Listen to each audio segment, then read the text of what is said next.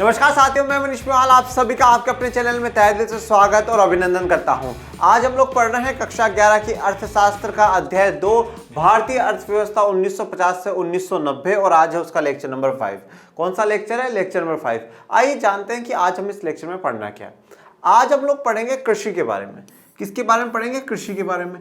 ये कृषि आपका बहुत बड़ा टॉपिक है, ठीक है। कृषि, फिर उसके बाद उद्योग और व्यापार आता है। ये कृषि बहुत बड़ा टॉपिक है। इस टॉपिक को हम लोग दो पार्ट्स में डिवाइड करके पढ़ेंगे। आइए जानते हैं कि आज हम लोग कौन से मुद्दे पे चर्चा करने वाले हैं कृषि में, एग्रीकल्चर में। देखिए, जो चैप्टर 1 हम लोगों ने पढ़ा कि स्वतंत्रता की जो पूर्व संध्या है उस पर भारतीय अर्थव्यवस्था की क्या स्थिति होती है। अब अर्थव्यवस्था क्या है कि अर्थव्यवस्था प्राथमिक क्षेत्र, द्वितीयक क्षेत्र और तृतीयक क्षेत्र तीनों का जो मिश्रण आता है, जो टोटल आता है, उसको हम लोग अर्थव्यवस्था या इकोनॉमी कहते हैं। उस इकोनॉमी में, भारत की इकोनॉमी में, भारत की अर्थव्यवस्था में कृषि का एक बहुत बड़ा योगदान रहा है। शुरुआत से रहा है, परंतु फिर जैसे हम आजाद हुए और धीरे धीरे सेवा क्षेत्र का योगदान बढ़ता जाता है। ये हम लोग लास्ट लेक्चर में देखते हैं। परंतु जब अंग्रेज भारत में थे और आजादी के बाद भी काफी समय तक कृषि का एक बहुत इंपॉर्टेंट रोल था। और अंग्रेजों के भारत आने से पहले तो आप कह सकते हैं कि भारत की जो पूरी अर्थव्यवस्था वो पूर्णतः कृषि पर निर्भर थी। कृषि का एक गजब का उत्पादन होता था, पूरी दुनिया को हम लोग निर्यात करते थे। परंतु उसी कृषि को जो बर्बाद करने का श्रेय, क्रेडिट जाता है वो अंग्रेजों को जाता है। अंग्रेजों ने पूरी कृषि अर्थव्यवस्था को क्या कर दिया? बर्बाद कर दिया। पूरी कृषि को धाराशाही आप कह सकते हैं खत्म करके ब्रिटिशर्स चले गए। अब जब फिर से सत्ता भारतीयों के हाथ में आई और भारतीयों ने संभाला और भारतीयों ने देखा कि कृषि ने तो हमारा जो इतिहास उसे बेहतर बना के रखा था, हमें इस कृषि को फिर से सुधारना होगा। और कृषि को सुधारने के लिए अब इस टॉपिक में जो चीजें आज हम कवर करेंगे कृषि में मुख्यतः, पहली बात तो हम लोग जान चुके हैं कि क्या स्थितियां कृषि में हुई है, ठीक है ना। किस प्रकार से जो शोषण है वो उन्होंने करा है ब्रिटिशर्स ने। तो अब उनको हम लोग सुधारने की कोशिश करेंगे और वो सुधार जो आएंगे वो भू सुधार के नाम से या लैंड रिफॉर्म के नाम से जाने जाएंगे। आज का जो मुख्य टॉपिक हमारा रहेगा, आप कह सकते हैं भू सुधार, लैंड रिफॉर्म्स की बात होगी। और जिन बच्चों ने क्लास 11th की राजनीति विज्ञान मुझसे पढ़ रखी है या पढ़ रहे हैं अभी, ठीक है, उन लोगों के लिए लैंड रिफॉर्म समझना शायद ज़्यादा आसान होगा। क्योंकि लैंड रिफॉर्म का मैं चर्चा कर चुका हूं, मौलिक अधिकार वाला जो चैप्टर है आप लोगों का, उसमें चर्चा कर चुका हूं लैंड रिफॉर्म की, ठीक है। लैंड रिफॉर्म एक्ट या भूमि सुधार कानून क्या है, इन पर अपन लोग चर्चा करेंगे। अभी विस्तार से और विस्तृत में चर्चा अपन भूमि सुधार कानूनों पर करेंगे। भू सुधार के बाद अगर एक बहुत ही मुख्य मुद्दा है वो है बच्चों हरित क्रांति। कौन सा है? हरित क्रांति, या जिसे हम लोग क्या कहते हैं, ग्रीन रिवॉल्यूशन जिसे हम लोग कहते हैं। हरित क्रांति या ग्रीन रिवॉल्यूशन वो दौर या वो समय था जब भारत के पास खाद का भारी संकट आ चुका था। आप कह सकते हैं कि भारत को दुनिया से मांग मांग करके अपना काम चलाना पड़ रहा था, अमेरिका से आयात करना पड़ रहा था, बहुत बुरी स्थिति हो चुकी थी। और वो दौर था जब चाइना पाकिस्तान के साथ युद्ध हो रहे थे, मतलब खाद्य संकट जो था वो बहुत ज़्यादा था। उस समय फिर हरित क्रांति लेकर के आते हैं, ग्रीन रिवॉल्यूशन लेकर के आते हैं। और ये ग्रीन रिवॉल्यूशन क्या था, इस पर चर्चा जो होगी वो हमारे नेक्स्ट लेक्चर में होगी, ग्रीन रिवॉल्यूशन या हरित क्रांति। फिर एक बात आती है साहिकी पर बहस। साहिकी क्या होती है बच्चों? सब्सिडीज। सब्सिडीज का मतलब ये होता है कि सरकार किसानों को आर्थिक रूप से थोड़ी सी मदद करती है। सहायकी या सब्सिडी में हम लोग ये कह सकते हैं कि अगर कोई वस्तु 1000 रुपए की आ रही है तो सरकार ये कहेगी 700 आप दीजिए, 300 हम दे देते हैं।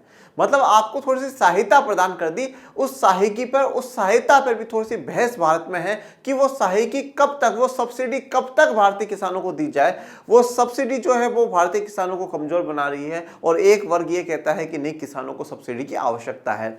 तो ये बहस चलती है। इस बहस का भी एक कंक्लूजन है, वो हम लोग आगे के नेक्स्ट लेक्चर में हम लोग कंप्लीट करेंगे।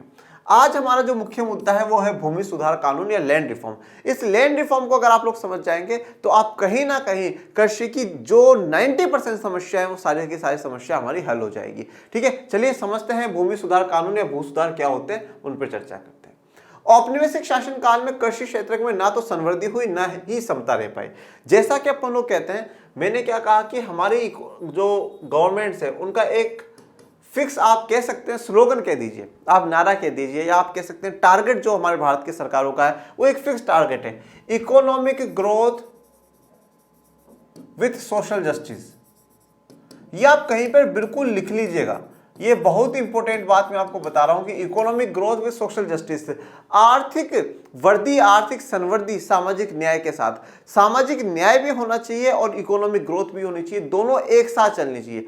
हम एक को प्राथमिकता और दूसरे को नीचे नहीं रख सकते। और मतलब मैंने जितना पढ़ा है और मैं जितना भारतीय अर्थव्यवस्था के बारे में, भारत की राजनीति के बारे में जितना जानता हूं, मुझे लगता है कि सरकारों ने आर्थिक संवृद्धि के ऊपर भी है ना सामाजिक न्याय को रखा है। क्योंकि भारत का हमेशा से एक लक्ष्य रहा है कि एक तो लोकतंत्रात्मक देश बनाना और दूसरा विकास करना, और विकास में सामाजिक न्याय जो है वो सबसे महत्वपूर्ण है। तो सामाजिक न्याय को हमेशा भारत की सभी सरकारों ने प्राथमिकता ही दी है कि आर्थिक संवृद्धि चाहे हमारी थोड़ी कम हो जाएगी, इकोनॉमिक जो ग्रोथ है हमारी वो थोड़ी कम हो जाएगी, पर सोशल जस्टिस या सामाजिक न्याय अधूरा नहीं रहना चाहिए। तो economic growth with social justice ये नारा हमारी भारत की सरकारों का था। परंतु जब औपनिवेशिक काल में ब्रिटिश सरकार थी, ठीक है, गोरों की सरकार थी, अंग्रेजों की सरकार थी, उस अंग्रेजों की सरकार में ना तो संवृद्धि हुई, ना तो हमारे कृषि में ग्रोथ हुई, ग्रोथ बिल्कुल भी नहीं हुई। यह बात सही है कि कृषि का क्षेत्र बढ़ा, एरिया बढ़ा। वो एरिया कैसे बढ़ा कि जंगलों को काट दिया, जंगलों को काट दिया, वहां पे बोला कृषि करो, वहां पे भी खेती बाड़ी करो, वहां से ज्यादा उत्पादन हुआ। वो जितना भी उत्पादन हुआ वो सबका सब लेकर के क्या है, बिल्कुल पोटली बांधी और ब्रिटेन चले जाते थे। और उससे जितना पैसा मिलता था, जितना प्रॉफिट होता था, उससे भी ब्रिटेन में विकास करते थे। मतलब पूरा का पूरा उनके लिए जो सेंटर पॉइंट था वो इंग्लैंड था, वो ब्रिटेन था। कि हम यहां से कच्चा माल लेकर के जाएंगे, ब्रिटेन में ले जाएंगे, वहां से पक्का माल लाएंगे, भारत में बेचेंगे, पैसा फिर ब्रिटेन में लेकर के चले जाएंगे। तो हमारी जो कृषि है उसकी बिल्कुल भी ग्रोथ नहीं, बिल्कुल भी ग्रोथ नहीं। तो ना तो उसकी इकोनॉमिक ग्रोथ हुई, ना आप कह सकते हैं कि उसकी किसी भी रूप में उसकी कोई ग्रोथ नहीं हुई। वो सिर्फ और सिर्फ जितना कुछ हुआ वो ब्रिटिशर्स के फायदे के लिए हुआ। और नहीं समता रह पाई, समता मतलब इक्वलिटी, समानता भी नहीं रह पाई। समानता क्यों नहीं रह पाई कि उस दौर में ब्रिटिशर्स के समय में जो किसान है, वो किसान की जो स्थितियां है वो बहुत ही ज्यादा खराब कर दी गई। उन पे इतने कर लगाए गए, इतने टैक्स लगाए गए। अब कुछ किसान तो बिल्कुल ही क्या है, गरीबी की स्थिति में आ गए, उनको अपनी जमीनें तक बेच देनी पड़ती।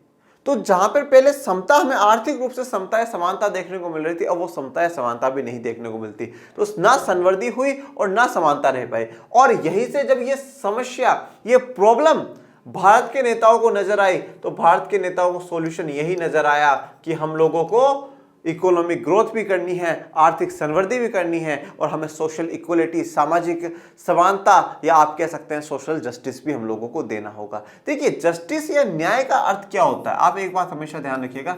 न्याय या जस्टिस का अर्थ इतना सा होता है कि गलत के साथ गलत और सही के साथ सही, यही न्याय है। अन्याय का मतलब है कि भाई मैं सही था फिर भी मेरे साथ गलत हुआ, यह अन्याय है। और न्याय का मतलब क्या है कि सही को सही और गलत को गलत कहा जाए, वो न्याय है। तो न्याय जस्टिस होना चाहिए, मतलब समाज में किसी भी वर्ग के साथ किसी भी प्रकार का न्याय नहीं होना चाहिए। स्वतंत्र भारत के नीति निर्माताओं को इन मुद्दों पर विचार करना पड़ा तथा उन्होंने भू सुधारों तथा उच्च पैदावार वाली किस्म के बीजों के प्रयोग द्वारा भारतीय कृषि में क्रांति का संचार किया। देखिए, अभी जो क्रांति की जो बात हो रही है, जो यहाँ पे क्रांति की बात हो रही है बच्चों, कौन सी क्रांति की बात हो रही है? हरित क्रांति की, ग्रीन रिवॉल्यूशन की बात हो रही है। अब यहाँ पे मैं थोड़ा सा आपको ग्रीन रिवॉल्यूशन का हिंट दूंगा, भी समझाऊंगा। देखिए, भू सुधारों की जो बात अभी है, भूमि सुधार, भू मतलब भूमि, सुधार मतलब रिफॉर्म्स करना, ठीक है, कुछ चेंजेस कर करके उसे बेहतर बना देना। सुधार का मतलब हमेशा क्या होता है, जैसा कि हम लोग कहते हैं विकास, ठीक है, विकास हो रहा, और विकास का अर्थ होता है प्रगति होना, ठीक है, प्रोग्रेस होना। और सुधार मतलब इंप्रूवमेंट, मतलब पहले से कुछ बेहतर हो जाए, वो सुधार है। तो भू सुधार, जमीन में कुछ सुधार करना, कुछ रिफॉर्म्स करना, कुछ बदलाव करना, कि हमें इस प्रकार के बदलाव जिनसे हमें क्या हो, बेहतरी हमें देखने को मिले, बेहतरीन परफॉर्मेंस हमें देखने को मिले, वो सुधार हम लोग देखेंगे। भू सुधारों की हम लोग चर्चा करेंगे।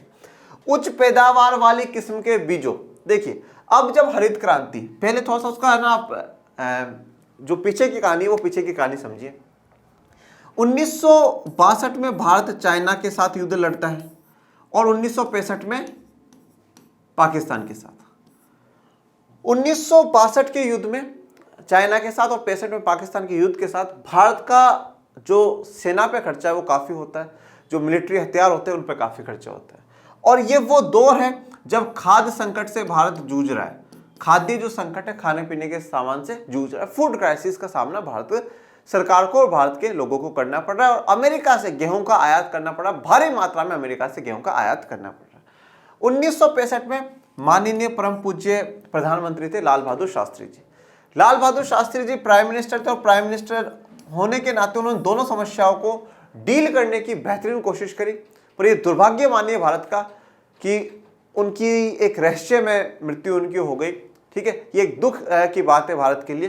ठीक है, लाल बहादुर शास्त्री जी ने दोनों समस्याओं से, कि जो युद्ध चल रहा है वो भी और जो खाद्य संकट चल रहा है, उन दोनों से निपटने की पूरी कोशिश करी। इसीलिए आपने बहुत सी बार सुना होगा लाल बहादुर शास्त्री जी का एक नारा है कि जय जवान जय किसान। वो इसीलिए कहते थे कि भाई 1965 का दौर चल रहा है, जवान बॉर्डर पे चाहिए और किसान हमें खेतों में चाहिए। तो बोले अब भी देश को अगर कोई बचा सकता तो ये दो ही बचा सकते हैं, या तो जवान बचा सकता है या किसान बचा सकता है। इसलिए जय जवान जय किसान इसमें आ गया। तो जय जवान जय किसान का नारा लाल बहादुर शास्त्री जी देते हैं 1965 में जब पाकिस्तान के साथ युद्ध भी चल रहा है और खाद्य संकट भी चल रहा है। परंतु 10 जनवरी 1966 को लाल बहादुर शास्त्री जी आज के मौजूदा उज्बेकिस्तान की राजधानी ताशकेंत में पाकिस्तान के साथ शांति समझौता करने जाते हैं, उस युद्ध की समाप्ति के लिए जाते हैं और वहां पर उनकी एक रहस्यमय मृत्यु हो जाती है। ठीक है, जिसके आज तक हमें एग्जैक्टली आइडिया नहीं लग पाया कि वहां मृत्यु हुई क्यों। ठीक है, और फिर उसके बाद जो प्रधानमंत्री बनती है वो इंदिरा गांधी जी बनती है। 1967 के टाइम पीरियड पे आते हैं जब भारत में ग्रीन रिवॉल्यूशन लेकर के आया जाता है, GR जिसे मैं कहूंगा, या हरित क्रांति कही जाती है। ग्रीन रिवॉल्यूशन या हरित क्रांति का सिर्फ और सिर्फ मुख्य उद्देश्य यह था पैदावार बढ़ाना, उपज को बढ़ाना। ठीक है, अगर पहले हम 100 किलो गेहूं का उत्पादन कर रहे हैं तो अब हमें 1000 किलो गेहूं का उत्पादन करने का पड़ेगा। अगर अब हम 1000 किलो कर रहे हैं तो अब हमें 10,000 किलो गेहूं का उत्पादन करना है। सीधा सा फंडा था, उपज बढ़नी चाहिए, प्रोडक्शन है वो बढ़ना चाहिए, बाकी और कुछ भी मतलब नहीं। और यहां पर उपज बढ़ाने के लिए जो तकनीक है ना, टेक्निक्स को बदला गया, टेक्निक्स को बदला गया। देखिए, इसीलिए कहा जाता है कि लक्ष्य मत बदलो, आप रास्ते बदल लो, लक्ष्य मत बदलो। लक्ष्य अभी भी हमारा यही था कि भारत को समृद्ध बनाना है, पर चलिए ठीक है, जो पुराने तरीकों से नहीं हो पा रहा तो हम कुछ नई तकनीक लेकर के आ जाते हैं, कुछ नई टेक्नोलॉजी लेकर के आ जाते हैं। और ये नई टेक्निक्स, नई तकनीक आना, यही तो पंचवर्षीय योजनाओं का एक लक्ष्य था, आधुनिकीकरण, मॉडर्नाइजेशन करना। अब इस नई तकनीकों में क्या था कि भैया हम एक बेहतर टेक्नोलॉजी लेकर के आएंगे। जहां पर पहले बैल का पीछे वो बांध करके जुताई प्लगिंग हो रही थी, अब ट्रैक्टर से जुताई करी जाएगी। जहां पर पहले पारंपरिक जो बीज है उनका प्रयोग करा जा रहा था, अब HYV सीड्स लेकर के आए गए, हाई यील्डिंग वैरायटी सीड्स, या जिसे हिंदी में हम लोग कहते हैं उच्च पैदावार वाले किस्म के बीज लेकर के आए गए। इससे उत्पादन में वृद्धि हुई है, कोई भी डाउट वाली बात नहीं। परंतु इस टेक्नोलॉजी HYV सीड्स और इनके साथ साथ क्या है, उर्वरक आए। उर्वरक का मतलब होता है बेटा खाद जो आप देखते हो मिट्टी में डालते होंगे। ठीक है, परंतु ये जो उर्वरक आए, ये रासायनिक उर्वरक आए, केमिकल फर्टिलाइजर्स आए। उस केमिकल फर्टिलाइजर्स ने जमीन की पूरी उर्वरता को खत्म कर दिया। एक बार तो गजब का उत्पादन दिया, परंतु आगे तक उस जमीन को खराब कर दिया। और हमारे जो पहले के किसान थे, इस ग्रीन रिवॉल्यूशन से पहले के जो किसान थे, वो उर्वरक के रूप में क्या इस्तेमाल कर रहे थे, वो गोबर को इस्तेमाल कर रहे थे, जो खराब नहीं करता था, गोबर का इस्तेमाल कर रहे थे। कीटनाशक लेकर के आए गए, केमिकल जो कीटनाशक है, कीटनाशक क्या, कोई पेड़ पौधा खराब हो गया उस पर दवाई छिड़क देते। वो लोग क्या करते थे, नीम के पत्ते होते थे उनको भिगो दिया, पानी डाला और ठुक ठुक ठुक ठुक ठुक ठुक छिड़क दिया। तो पहले जो पूरी खेती हो रही थी वो पारंपरिक रूप से हो रही थी। मतलब आप कह सकते हैं कि उस समय का जो प्रोडक्ट है वो बिल्कुल शुद्ध प्रोडक्ट होता है, शुद्ध प्रोडक्ट होता था। परंतु जब से ये केमिकल चीजें आई और इन केमिकल चीजों के प्रयोग से उत्पादन तो बढ़ गया, परंतु हमारे जो स्वास्थ्य है, हमारा हेल्थ है, वो बिल्कुल क्या होता गया, डाउन होता गया। तो ग्रीन रिवॉल्यूशन में नई तकनीकें आती हैं, टेक्नोलॉजी का लाना, मान लीजिए HYV सीड्स, उर्वरक, कीटनाशक, ये सब लाए गए। और इन सब में मुख्यतः गेहूं और चावल के ही बीज आए हैं, और इन सब से काफी ज्यादा मात्रा में आपको देखने को मिलेगा उपज हुई। और ग्रीन रिवॉल्यूशन का सबसे बढ़िया फायदा यह हुआ कि अब हमें अमेरिका से हमने आयात बंद कर दिया। अब हमें अमेरिका से इंपोर्ट करने की आवश्यकता नहीं थी। अब हम इतने आत्मनिर्भर हो चुके थे कि अब हम हमारा भी चला सकते हैं और काफी लोगों को भेज भी सकते हैं। तो हरित क्रांति का ये फायदा हुआ। हरित क्रांति के और फायदे, नुकसान, ये जो सब कुछ है हम नेक्स्ट लेक्चर में और भी विस्तार में चर्चा करेंगे। पर जो यहाँ पे बात हुई कि क्रांति का जो संचार हुआ, क्रांति की जो शुरुआत हुई, वो क्रांति, हरित क्रांति यही क्रांति थी जिसमें भू सुधार लेकर के आए जाएंगे, उच्च पैदावार के वाले किस्म के बीजों को लेकर के आया जाएगा, और इससे क्या होगा, संवर्धि कराई जाएगी। हरित क्रांति का मैं आपको यह भी बताऊंगा कि किस प्रकार से हमारे स्वास्थ्य को इसने खराब करा, हमारी भूमि को किस प्रकार से खराब करा, और किस प्रकार से हरित क्रांति ने समानता का जो आधार था उसको भी थोड़ा सा खत्म कर दिया। समानता का जो लक्ष्य था, आर्थिक समानता थी, वो किस प्रकार से थोड़ा सा सेंटर में आ गई कि नहीं, अब आर्थिक असमानता बढ़ चुकी है भारत में। इस सब पे चर्चा करेंगे। अब बात कर लेते हैं भू सुधार, या हम जिसे कहते हैं लैंड रिफॉर्म्स। भू सुधार, लैंड रिफॉर्म्स। अब जब हम बात करते हैं कि लैंड सुधार, भू रिफॉर्म्स क्या है सर ये, जैसे हम बहुत बार सुनते हैं समाज सुधार, तो समाज को सुधारना, हाँ भाई कोई गलत चीज हो रही समाज को सुधार दिया, बढ़िया बात है। भू सुधार, भूमि को कैसे सुधारा जा सकता है सर, ठीक है, कैसे उसको बेहतर बनाया जा सकता है। तो अब आप ऐसा ही बोलोगे सर कि ठीक है भू सुधार में कोई बढ़िया खाद डाल दी तो भूमि सुधर गई, ठीक है, और जैसे हम कहते हैं कि भाई जमीन टूटी हुई जमीन पे कोई बढ़िया फर्श बिछा दिया तो भूमि सुधर गई, यही पढ़ना है क्या सर इसमें? बच्चों इसमें ये नहीं पढ़ना। भू सुधार की जब हम लोग बात करते हैं तो हम बात करते हैं लैंड रिफॉर्म्स। क्या कहते हैं हम इनको इंग्लिश में? लैंड रिफॉर्म्स कहते हैं। अब पहले एक दो बातों को समझिए, राजनीति वाली बातों, पॉलिटिक्स वाली बातों को समझिए।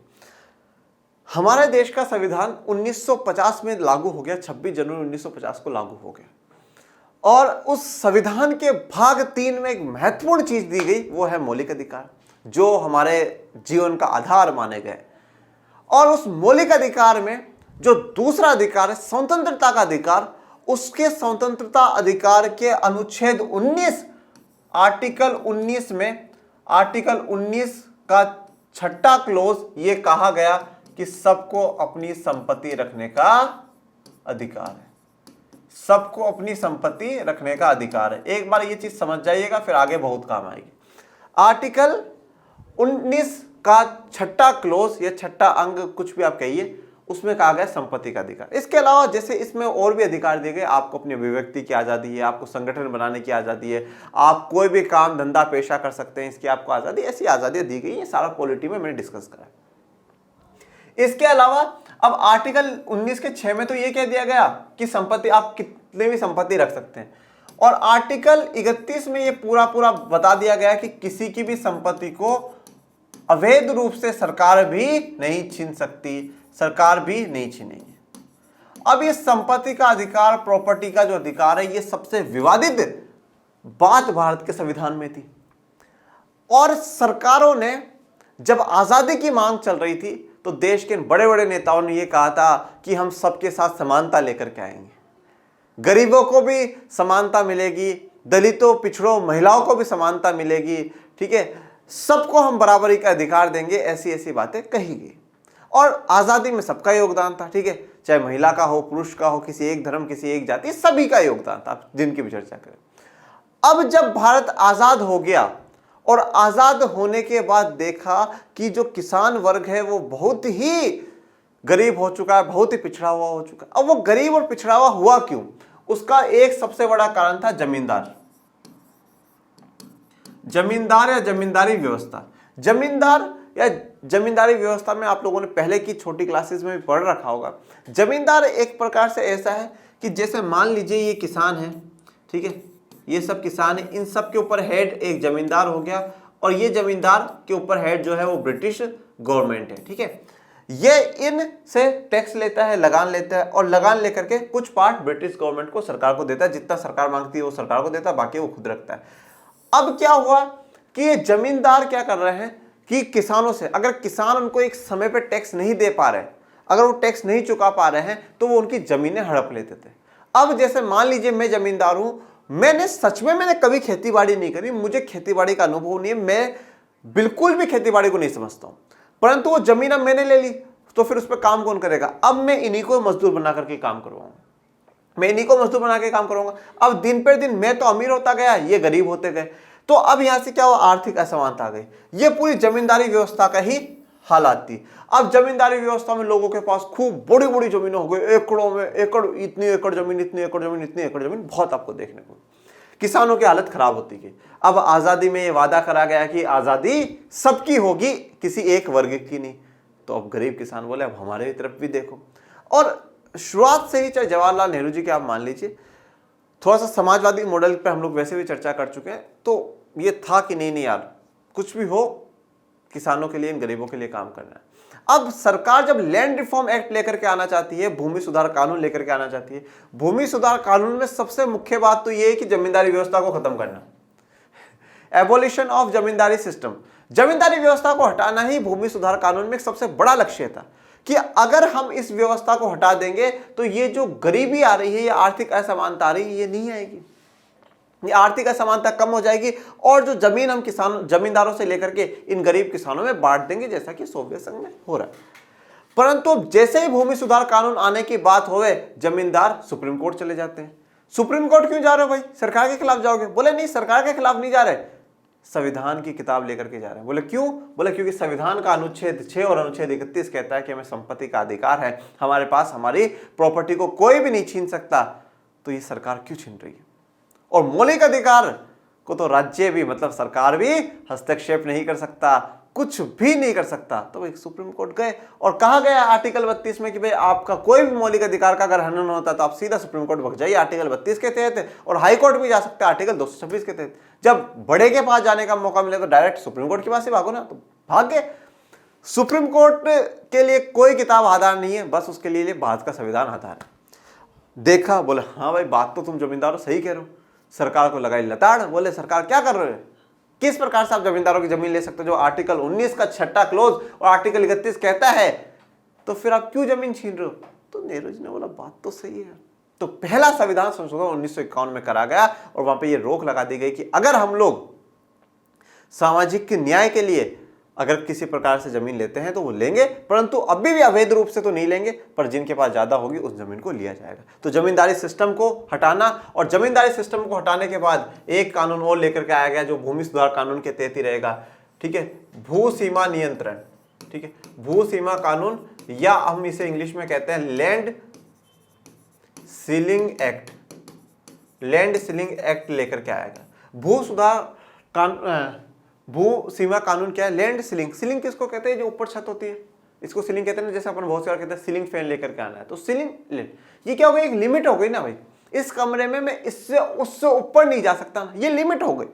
तो भूमि पे क्या लगा दी? एक लिमिट लगा दी कि इससे ज्यादा जमीन किसी के पास ही नहीं होनी। ये फाइनली लिमिट है जमीन की, इससे ज्यादा जमीन कोई भी व्यक्ति नहीं रख सकता। एक लिमिट लगा दो, 1 एकड़, 2 एकड़, 3 एकड़, 4 एकड़, इससे ज्यादा जमीन कोई भी नहीं रख सकता। अब जब इससे ज्यादा कोई जमीन नहीं रख सकता तो जमींदार आ गए चिंता में कि यार हमारी तो सारी की सारी जमीनें चली जाएंगी, हमारी तो सारी की सारी जमीन चली जाएगी। जब बोल दे कि इससे ज्यादा जमीन नहीं रख सकते तो इसका मतलब तो फिर हमारी जमीनें गई। जमींदार चिंता में आ गए, पर अब तो सुप्रीम कोर्ट, हाई कोर्ट भी नहीं जा सकते क्योंकि संविधान में संशोधन कर दिया, परिवर्तन कर दिया। और मैंने क्या कहा, कोर्ट के लिए आधार जो है वो भारत का संविधान है। खोली किताब, बोला नहीं, इस बार गलत बात है, संविधान ने संशोधन करके किताब भेज दी है मेरे पास, तो अब वो कर सकते हैं। तो जमींदारी ला करके जमींदारी व्यवस्था को हटा दिया पहले, फिर भूमि जो सीमा कानून है वो लेकर के आती है सरकार। भूमि पे एक सीमा लगा दी कि भाई इससे ज्यादा आप लैंड को एक्वायर नहीं कर सकते, इससे ज्यादा आप जमीन नहीं रख सकते। इसके अलावा एक और काम करा गया, वो था बिचौलियों का उन्मूलन। बिचौलियों का उन्मूलन का सीधा सा अर्थ है कि अगर सरकार और किसानों के बीच में कोई भी है तो उसको हटा दो, ठीक है ना। अगर सरकार और किसानों के बीच में कोई भी है तो उसे हटा दो। अब क्या है कि जैसे जमींदार मान लो या और कोई व्यक्ति मान लो, किसान बेचारा बहुत खून पसीने की मेहनत से पैसा कमाता है, उससे वो सामान बिचौले 5 रुपए में खरीदता है, मार्केट में लाके सरकार को 50 रुपए में बेच रहा है, किसी को 100 रुपए में बेच रहा है। बोले ये बात नहीं चलेगी, तो बिचौलिया का उन्मूलन। बोले बिचौलिया का काम ही नहीं होना चाहिए, डायरेक्ट सरकार किसानों से सामान खरीद लेगी। ऐसे काम भी इसमें करेंगे। तो जमींदारी व्यवस्था का हटाना, भूमि सीमा कानून, लैंड सीलिंग एक्ट लाना, बिचौलियों का उन्मूलन करना, ये सब कुछ था लैंड रिफॉर्म में, भूमि सुधार में। ये सब कुछ करा गया है भूमि सुधार में। और ये भूमि सुधार किस लिए करा गया है? भूमि सुधार करा गया है किसानों की आर्थिक और सामाजिक स्थिति को सुधारने के लिए। तो अगर आपसे पूछा जाए कि भूमि सुधार, भू सुधार क्या है, किसानों की आर्थिक और सामाजिक स्थिति को सुधारने के लिए ये जो कानून लाने गए हैं, इन्हीं को क्या कहा गया है? भू सुधार कहा गया है। तो किसानों का आर्थिक और सामाजिक स्थिति को सुधारना, ठीक है। तो ये भू सुधार का जो बेसिक ओवरव्यू था, मतलब बेसिक नहीं, मैंने काफी ज्यादा विस्तृत में जाके आपको दिया है। राजनीति विज्ञान की बात बताई है, अर्थशास्त्र की भी बात बता दी, पूरा आपको बता दिया। और सरकार का जो रवैया था वो समाजवादी रवैया था ही।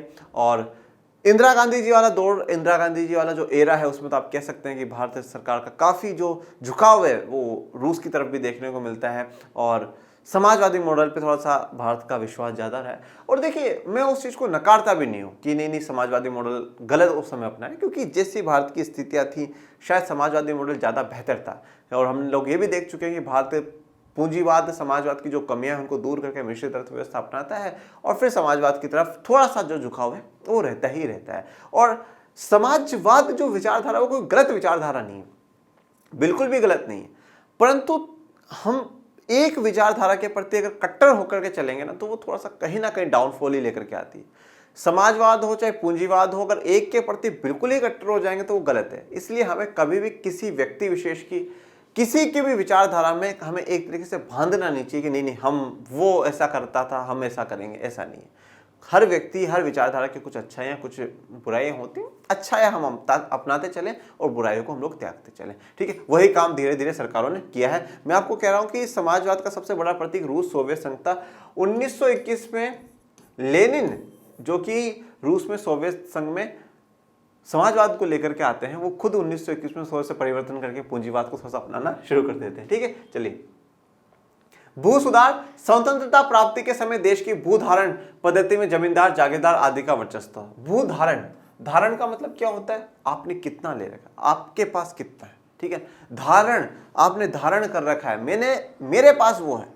तो भूधारण, भू जमीन को आपने कितना धारण कर रखा है, कितनी जमीन आपके पास है। जो भूधारण पद्धति थी, जो सिस्टम था, उस भूधारण पद्धति में जमींदार या जागीरदार, जागीरदार का सीधा सा अर्थ यह है संपत्ति का मालिक, संपत्ति का मालिक। तो कोई भी संपत्ति हो उसका जो मालिक है वो, तो जागीरदार, जमींदार और जागीरदार आदि का वर्चस्व होता। तो अगर स्वतंत्रता प्राप्ति के समय आप देखेंगे तो देश की जो भूधारण पद्धति है, जो लैंड को एक्वायर करने वाला जो सिस्टम है, उसमें जमींदार और जागीरदारों का वर्चस्व होता। मतलब आप ये कह सकते हो कि जो ज्यादा जमीनें थी वो किसके पास थी? जमींदार और जागीरदारों के पास थी। ये खेतों में कोई सुधार किए बिना मात्र लगान की वसूली किया करते थे। तो अंग्रेजी शासक जब तक थे तो ये खेतों में कोई सुधार किए बिना, मतलब कोई सुधार नहीं करना, ठीक है, कुछ भी नहीं करना, सिर्फ और सिर्फ उनको क्या करनी है? मात्र और मात्र लगान की वसूली करनी है। लगान को ही उनको लेना है, उनको टैक्स लेना है और बाकी उनको कोई मतलब नहीं है। और जितना बोला है, सरकार ने बोला है कि भैया 100 रुपए टैक्स क्या लेना चाहिए, तो 150 मांगेंगे, 150 टैक्स दो। अब उनको पता नहीं किसान की कितनी उपज हुई है कितनी नहीं हुई, पर उनको तो क्या चाहिए? पूरा का पूरा टैक्स चाहिए। अगर टैक्स उन्होंने दे दिया तो बहुत बेहतर बात है, और नहीं दिया तो वो तो ब्रिटिश सरकार को जाकर के बोल देते हैं। भारतीय कृषि क्षेत्र की निम्न उत्पादकता के कारण भारत को संयुक्त राज्य अमेरिका यूएसए से अनाज का आयात करना पड़ा। देखिए, अब लगान की वसूली कर रहे हैं, कृषि में कोई सुधार नहीं कर रहे जिससे कि वहां की उपज बढ़े, उत्पादकता बढ़े। उत्पादकता बढ़ नहीं रही थी, तो इसलिए कृषि क्षेत्र की निम्न उत्पादकता के कारण हमें यूएसए से क्या करना पड़ा? अनाज का आयात करना पड़ा। हमें अनाज जो है वो कहां से मंगवाना पड़ा? यूएसए से मंगाना पड़ा, ठीक है। और फिर इसी के बाद क्या होगा? जो हरित क्रांति है वो आएगी और हरित क्रांति से जो हमारा उत्पादन है वो बढ़ जाएगा। और यहाँ पे जमींदार सिर्फ और सिर्फ जो फोकस कर रहे हैं वो लगान पे फोकस कर रहे हैं, और उस लगान में बस वो ये चाहते हैं कि जो किसान उनको लगान देता रहे, चाहे किसान को कितना प्रॉफिट हो रहा है नहीं हो रहा, उससे ना तो जमींदार को मतलब है और ना ब्रिटिश सरकार को, मतलब दोनों को ही नहीं। कृषि में समानता लाने के लिए भू सुधारों की आवश्यकता हुई, जिसका मुख्य ध्येय जोतों के स्वामित्व में परिवर्तन करना था। अब कृषि में समानता लाने के लिए, कृषि में समानता लाने के लिए, बराबरी लाने के लिए, जो आर्थिक जो असमानता इतने समय से हो गई है उसको दूर करने के लिए और समानता लाने के लिए भू सुधारों की एक आवश्यकता हुई कि भू सुधार, लैंड में कुछ रिफॉर्म्स करे जाए, कुछ सुधार करे जाए, जिसका मुख्य ध्येय मतलब जिसका मुख्य उद्देश्य क्या था? जोतों के स्वामित्व में परिवर्तन। जोतों के स्वामित्व, जोतों का मतलब जो फील्ड्स हैं, जो खेत हैं पूरे के पूरे, उनका जो स्वामित्व है, उनके जो मालिक है, उसमें परिवर्तन होना चाहिए। अब भी मालिक कौन है? जिसको ना खेतीबाड़ी आती है, ना खेतीबाड़ी का कोई ज्ञान है, ना उस जमीन पे उसका कोई हक है, वो तो उसने जमीन को क्या कर रहा है? हड़पा है, ठीक है, वो तो जमीन को हड़पा है। तो उस जमीन को जो हड़पा है ना, और जो व्यक्ति सच में मालिक नहीं है उनको हटाया, और जो सच में मालिक है, सच में मालिक कौन थे? जो किसान थे, पर उनसे वो लगान नहीं चुका पाए तो उन जमींदारों ने वो जमीन उनसे हड़प ली, और उनसे और उनके आने वाली पीढ़ियों से क्या है कि एक बंधुआ मजदूरी करवाते जा रहे हैं। उस पर मजदूरी करो, तुम हमें थोड़ा बहुत पैसा दे देते थे, कभी थोड़ा बहुत खाना पीने को दे देते, पर उनकी स्थिति बुरी हो जाती थी। तो कृषि में समानता लाने के लिए सरकार भू सुधार लेकर के आएगी, जिसका मुख्य उद्देश्य ये कि जोतों का स्वामित्व में परिवर्तन होना, और स्वामित्व में परिवर्तन होना बहुत जरूरी था। क्यों? क्योंकि मैंने आपको क्या लास्ट लेक्चर में क्या पढ़ाया था कि जब तक अगर स्वामित्व में परिवर्तन नहीं होगा तो किसान भी मन लगा करके काम नहीं करेगा। जब किसान को लग रहा है कि यार फायदा ही जमींदार को होना, तो मैं क्यों करूं, मुझे उत्पादकता बढ़ाने से क्या मिलेगा? फायदा तो सारा का सारा जमींदार को मिल जाएगा, ब्रिटिश सरकार को मिल जाएगा, और आजादी के बाद भी अगर फायदा सारा का सारा जमींदार को मिले तो मुझे उत्पादकता बढ़ाने से क्या अर्थ मिलेगा। तो इसलिए मैं तो सिर्फ अपना काम करता हूं, जो थ्रोत देता है जमींदार मस्त रहता हूं, बाकी अपन को किसी से कोई चीज से मतलब नहीं। तो ये जो सोच थी, ये थोड़ी सी सोच गलत हो जाती है कि भाई मुझे कोई फायदा नहीं होगा, और वो अपनी जगह गलत नहीं है, क्योंकि सच में जो फायदा है वो जमींदारों को हो रहा है। लास्ट लेक्चर में अपन लोग चीज देख करके आए, तो यहाँ पे स्वामित्व, अब उनको अगर हम मालिक बना देंगे तो मालिक बनाने के बाद क्या, तो मेरी जमीन, और मैं जितना यहां से उत्पादन करूंगा ना उतना ही मुझे क्या होगा, फायदा होगा। स्वतंत्रता के 1 वर्ष बाद ही देश में बिचौलिए के उन्मूलन तथा वास्तविक कृषकों को ही भूमि का स्वामी बनाने जैसे कदम उठाए गए। अब स्वतंत्रता के 1 वर्ष बाद ही, ठीक है, 1 साल बाद ही क्या, बिचौलियों का उन्मूलन, ठीक है, जो बिचौलिए हैं उनको हटाने का काम करा गया, और वास्तविक जो कृषक है, जो वास्तविक में जो सच में किसान है, उनको भूमि का स्वामी बनाना शुरू कर दिया। ठीक है, ऐसे कदम सरकारों ने उठाए, जो सच में जो किसान है, जिनकी सच में वो जमीनें थी, उनको फिर से भूमि का स्वामी बनाना शुरू कर दिया। उद्देश्य, भूमि का स्वामित्व किसानों को निवेश करने की प्रेरणा देगा, बशर्ते उन्हें पर्याप्त पूंजी उपलब्ध कराई जाए। तो हम लोगों ने क्या लास्ट कल लेक्चर में क्या पढ़ा था कि स्वामित्व और प्रेरणा है। अब किसानों को जब हम उनके जमीनों का मालिक बना देंगे तो उनमें एक प्रेरणा मिलेगी कि मेरी जमीन है, इसलिए मुझे क्या करना चाहिए, ज्यादा से ज्यादा उत्पादन करना चाहिए, इससे मुझे बहुत फायदा होगा, तो इसलिए मैं क्या करूं, ज्यादा से ज्यादा उत्पादन करूं, उसे मार्केट में बेचूं और खूब प्रॉफिट कमाओ। अब वो ज्यादा उत्पादन करेगा तो किसको होगा, देश को भी फायदा होगा, जीडीपी बढ़ेगी देश की। तो यहाँ पे इस बिचौलियों का उन्मूलन करना और किसानों को स्वामित्व देना, मालिक बनाना, उसका मुख्य उद्देश्य यही था कि किसानों को निवेश करने की प्रेरणा, किसान उसमें और निवेश करेंगे। किसान ये सोचेगा देखो मेरी जमीन, अब मेरी जमीन है, इसमें अगर एक ट्रैक्टर खरीदने से उत्पादन बढ़ता है तो मैं एक काम करता हूँ, थोड़ा सा कर्जा लेकर के एक ट्रैक्टर खरीद लेता हूँ। अगर इसमें इस वाले बीज को खरीदने से अगर थोड़ा सा मेरा उपज बढ़ जाती है तो मैं थोड़ा सा निवेश कर देता हूं, ये वाले बीज खरीद लेता हूं। मतलब क्या हो गया कि जब किसान की वो जमीन खुद की है तो खुद के जमीन के लिए सोचेगा कि किस प्रकार से मैं ज्यादा उत्पादन करूं, तो इसलिए वो उत्पादन करने के लिए उसको निवेश करने की सोचेगा, मैं और पैसा लगाऊं। पर जरूरत यह भी है कि सरकार उनको क्या प्रोवाइड कराए, पर्याप्त पूंजी उपलब्ध कराए, मतलब उनको इतना पैसा दे कि वो इतना पैसा खर्च कर सके, निवेश कर सके। दरअसल समानता को बढ़ाने के लिए भूमि की अधिकतम सीमा निर्धारण एक दूसरी नीति थी। तो पहले में तो क्या आ गया, मालिक बनाना, स्वामित्व देना, और दूसरा बिचौलियों का उन्मूलन करना, यह पहले में आ गए दोनों पॉइंट। अब इसमें आ जाता है दूसरा, भूमि की अधिकतम सीमा निर्धारण, जिसका अभी मैं आप जिक्र कर रहा था, land ceiling act. Land ceiling act, तो लैंड सीलिंग एक्ट भूमि की अधिकतम सीमा निर्धारण कि इससे ज्यादा भूमि किसी के पास नहीं होनी चाहिए, दूसरी नीति सरकार की थी, समानता को बढ़ाने के लिए, इक्वलिटी को बढ़ाने के लिए। इसका अर्थ है किसी व्यक्ति की कृषि भूमि के स्वामित्व की अधिकतम सीमा का निर्धारण करना। अब भूमि की अधिकतम सीमा निर्धारण का अगर आपको अर्थ पूछ लिया जाए कि क्या मतलब होता है तो आप बता दीजिएगा, किसी व्यक्ति की कृषि भूमि, एग्रीकल्चर जो लैंड है, उसकी स्वामित्व की अधिकतम सीमा का निर्धारण करना। ठीक है, कि अधिकतम इतनी ही सीमा का आप जमीन रखोगे, मतलब इतनी जमीन रख ली, फिर वो बाकी जमीन सरकार ले लेगी, इतनी जमीन आपने रख ली, फिर बाकी वो सरकार ले लेगी, और वो क्या करेगी, उन किसानों में बांट देगी, और जब वो किसानों में बांट दिया जाएगा उस जमीन को, तो किसान अपनी जमीन समझ करके उनको उत्पादन करेंगे और देश का भी भला होगा।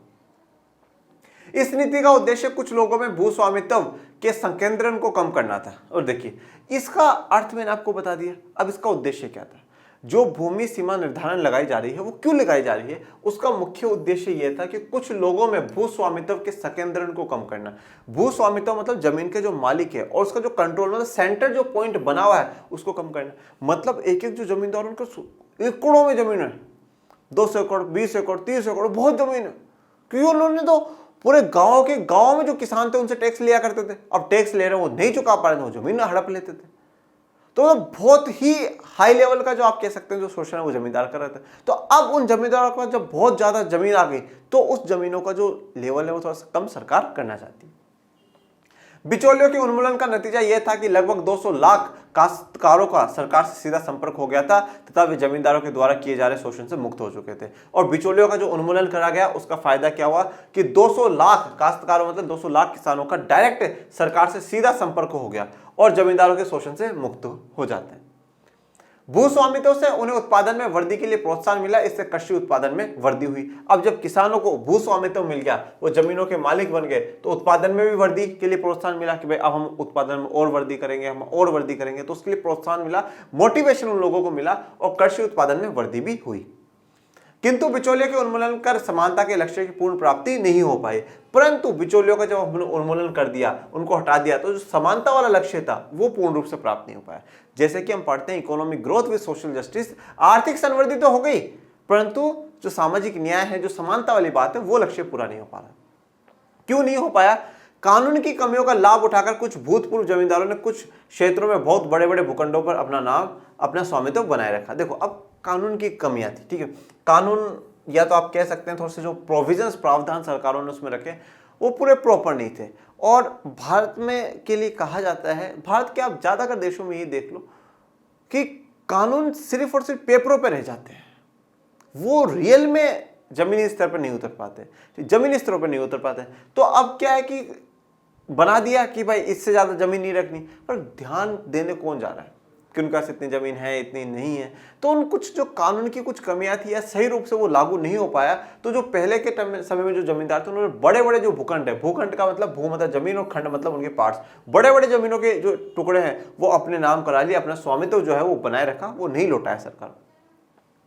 कुछ मामलों में काश्तकारों को बेदखल कर दिया गया और भूस्वामियों ने अपने किसान भूस्वामी वास्तविक कृषक होने का दावा किया। अब देखो, कुछ मामलों में काश्तकार जो किसान थे उनको हटा दिया। अब जमींदारों ने क्या करा है?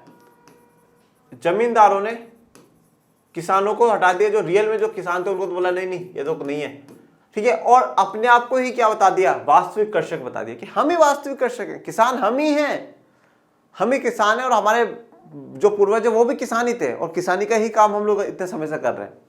कृषकों को भूमि का स्वामित्व मिलने के बाद भी निर्धनतम कृषि श्रमिकों जैसे बटाईदार तथा भूमिहीन श्रमिकों को भूमि सुधारों में कोई लाभ नहीं हुआ। तो कृषकों को भूमि का स्वामित्व मिलने के बाद भी, ठीक है, जो किसानों को भूमि का स्वामित्व बनाने के बाद भी जो निर्धनतम कृषि श्रमिक है, श्रमिक मतलब जो मजदूर है, जो खेतीबाड़ी में जो मजदूरी का काम करते हैं, जो सबसे गरीब है जैसे कि बटाईदार, और जो भूमिहीन, भूमिहीन का मतलब हो जाता है जिनका जमीनें नहीं है, ठीक है, ऐसे श्रमिकों को कोई भी फायदा नहीं मिला। अधिकतम भूमि सीमा निर्धारण कानून में भी बाधाएं आई। तो भूमि सीमा निर्धारण जो कानून बनाया गया उसमें भी काफी बाधाएं, उसमें भी काफी प्रॉब्लम्स आई। बड़े जमींदारों ने इस कानून को न्यायालयों में चुनौती दी, जिसके कारण इसे लागू करने में देर हुई। तो मैंने आपको यही बात बताई कि न्यायालयों में, ठीक है, कोर्ट्स में इसको चुनौती दी जाएगी, जैसे कि सुप्रीम कोर्ट में चुनौती दी गई कि भैया जो सरकार हम पे सीमा लगा रही कि इससे ज्यादा आप जमीन नहीं खरीद सकते या जमीन को नहीं रख सकते, ये तो भारत के मौलिक अधिकारों का हनन है और मौलिक अधिकारों का हनन सरकार, राज्य भी नहीं कर सकता। इस अवधि में वे अपनी भूमि निकट संबंधियों आदि के नाम कराकर कानून से बच गए। और अब आप जानते हैं भारत में तो केस चलता है तो लंबा चलता है। अब इतनी देर में, इतने समय जब तक केस चला, जब तक केस चल रहा है तब तक सरकार भी कुछ नहीं कर सकती, क्योंकि जो चीज कोर्ट में है, जो न्यायालय में है, वो जब तक पूरी कंप्लीट नहीं हो जाती तो सरकार भी कोई एक्शन नहीं ले सकती। तो ठीक है, बोले चलने दो केस। अब जब तक केस चला तो हुआ क्या कि जो बड़े बड़े जमींदार है उन्होंने थोड़ा सा जमीन का टुकड़ा अपने रिश्तेदार के नाम कर दिया, किसी के नाम कर दिया, किसी के नाम करवा दिया, ठीक है। अब ऐसा उस पूरी जमीन को बांट दिया। अब जब तक केस खत्म होगा तब तक देखा, बोला इतनी सी जमीन, अब इतनी सी जमीन तो बोला रख ही सकते हैं, सरकार जो कानून बना रही है उसके अनुसार। कानूनों में बड़ी अनेक कमियां थी जिनके द्वारा बड़े जमींदारों ने भूमि पर अधिकार बनाए रखने के लिए लाभ उठाया। तो मैंने आपको बताया कुछ कानून में कमियां थी जिनके कारण जो जमींदार है वो बड़े बड़े भूखंड अपने नाम रखते हैं। केरल और पश्चिम बंगाल की सरकारें वास्तविक किसान को भूमि देने की नीति के प्रति प्रतिबद्ध थी। इसी कारण इन प्रांतों में भू सुधार कार्यक्रमों को विशेष सफलता मिली। देखिए, अब एक चीज यहां पर और नोट करिएगा, केरल और पश्चिम बंगाल, इन दोनों जगह जो सरकारें रही है ना, वो साम्यवादी सरकारें रही हैं। Communist party of India starting में इन लोगों की सरकारें बनती है केरल और पश्चिम बंगाल में। कम्युनिस्ट पार्टी ऑफ इंडिया जो साम्यवादी दल है, भारतीय साम्यवादी दल, ये पूर्ण रूप से आप कह सकते हैं कि समाजवाद और साम्यवाद का बढ़ावा देने वाला है। समाजवाद एवं साम्यवाद, जो कि रूस में, सोवियत संघ में चला करता है, समाजवाद और साम्यवाद। और ये तो पूरे डेडिकेटेड है किसानों के लिए, गरीबों के लिए, मजदूरों के लिए। तो यहाँ की सरकारें सच में किसानों को भूमि देने की नीति के लिए प्रतिबद्ध थी, डेडिकेटेड थी, देनी है किसी भी हाल में, चाहे कुछ भी हो जाए। इन प्रांतों में भू सुधार कार्यक्रम को विशेष सफलता मिली। यहाँ से एक चीज ये भी समझ में आती है, जब डेडिकेशन हमारे पास होना तो हम कुछ भी कर सकते हैं, ठीक है ना, कुछ भी हम लोग कर सकते हैं। तो यहाँ पे इनको सफलता मिली। दुर्भाग्यवश अन्य प्रांतों की सरकारों में इस स्तर की प्रतिबद्धता नहीं थी, अतएव आज तक जोतों में भारी असमानता बनी हुई है। परंतु ये दुख के साथ कहना पड़ रहा है कि जो बाकी प्रांत, बाकी जो राज्य थे, उनकी सरकार में इतनी प्रतिबद्धता या इतना डेडिकेटेड नहीं था। तो इसलिए आज भी हमें जो खेतों में भारी असमानता देखने को मिलती है, किसी के पास बड़ी बड़ी एकड़ की जमीनें और किसी के पास बिल्कुल भी जमीनें नहीं। ओके, तो आज के लिए अपना इतना ही। आज के लेक्चर 5 में, नेक्स्ट में हम लोग हरित क्रांति पे और साहिकी पर बहस, इन पर चर्चा करेंगे। और आपके कोई भी डाउट हो आप कमेंट बॉक्स में मेंशन कर सकते हैं। कैसी चल रही है आपकी अर्थशास्त्र की तैयारी, समझ में आ रहा है, ये जरूर बताइएगा। और ज़्यादा से ज़्यादा लाइक शेयर सब्सक्राइब कर दीजिएगा। मिलेंगे नेक्स्ट लेक्चर में, तब तक के लिए थैंक यू सो मच। जय हिंद, जय भारत।